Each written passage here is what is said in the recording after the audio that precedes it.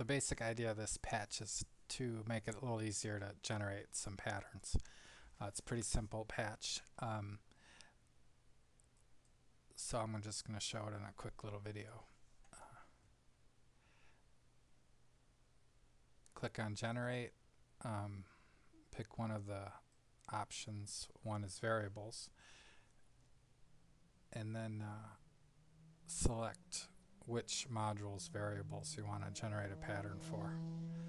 So in this case, I always end up configuring the user module, but I'll click on a few just to show. So I'm going to select these 4 or 5, and then I'm going to generate the variables. And what the patch does is it just queries the variables table and looks for matches on the module name in the left part of the variable name. So if people are using the standard variable convention, it'll generate a pattern with all their variables. So you can see the pattern lists the modules that you selected as being required, and then in the action section it shows all the variables. So you know, if they're pretty basic, they're just in there as strings and regular XML, but if the particular variable isn't, then if it won't validate as XML, it'll put it in a CData tag. So that's basically all there is to it.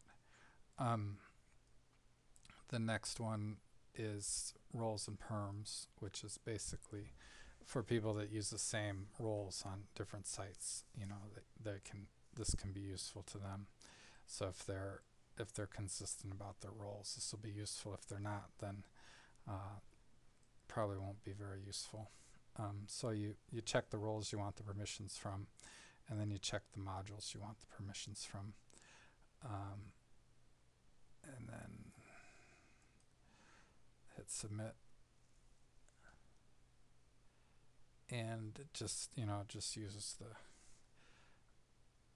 normal Drupal functions to figure out what's related. So you can see it has the required modules there, and then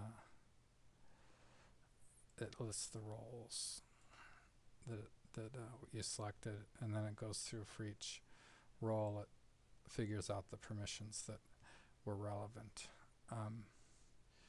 So it's not really doing much, but if you want to generate these patterns, it's a quick way to save a little bit of coding.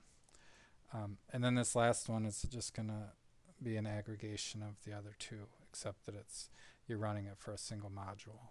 So you pick a module. Let's just say the user module, and then you pick the roles you want. This overwrite thing, and then you could say I want the variables too. So what it does is the same thing as the last two forms do, but only for a single module that you selected one time. So that's it. Not much more to it. Could add more little simple things here as far as making it easier to generate stuff, but I want to just get started and throw these two in there.